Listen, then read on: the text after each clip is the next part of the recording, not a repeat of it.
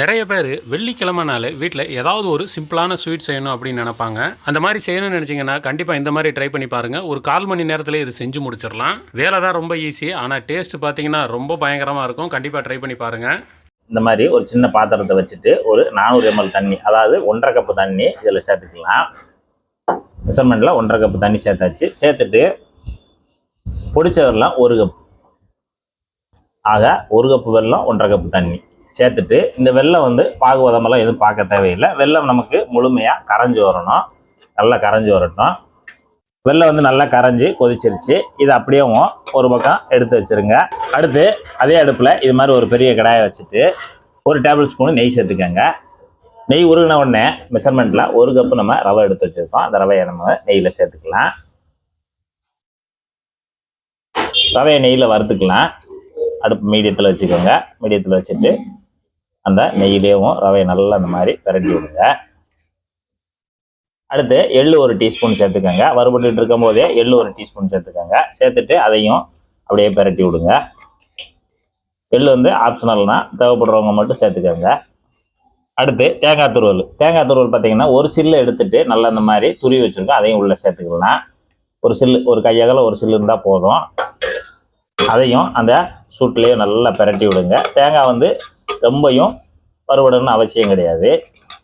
இப்போ நம்ம ரவையை சேர்த்து 2 நிமிஷம் வறுத்தாச்சு. வறுத்துட்டு பார்த்தீங்கன்னா எள்ளெல்லாம் போட்டு தேங்காய் போட்டு நல்லா பிரட்டி விட்டுட்டு ஒரு 1/4 கப்பு போல் அரிசி மாவு, அரிசி மாவு பாக்கெட் மாவு தான், பச்சரிசி மாவு, அதையும் சேர்த்துட்டு அப்படியே பிரட்டி விடுங்க. அரிசி மாவு போட்டு நல்லா மிக்ஸ் பண்ணி விட்டுட்டு ஒரு 1/4 டீஸ்பூன் ஏலக்காய் தூள் தூவி விட்டுருங்க.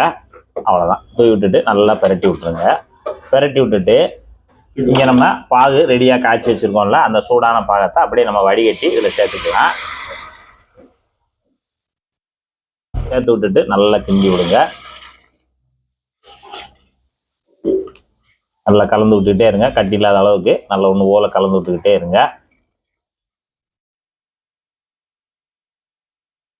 பாகெல்லாம் உறிஞ்சி ஒரு கெட்டி பதத்துக்கு வரணும். அது வரைக்கும் கிண்டி கொடுத்துக்கிட்டே இருங்க.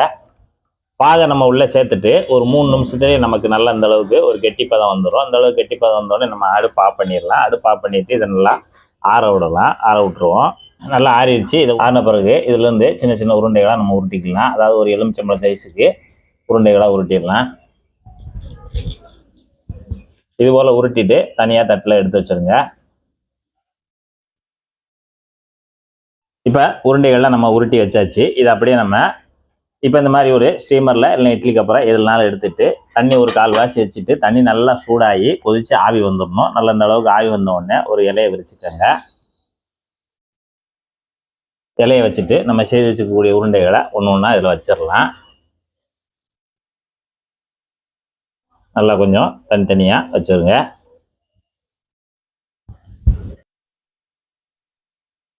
இப்போ எல்லாத்தையும் உள்ளே சேர்த்தாச்சு.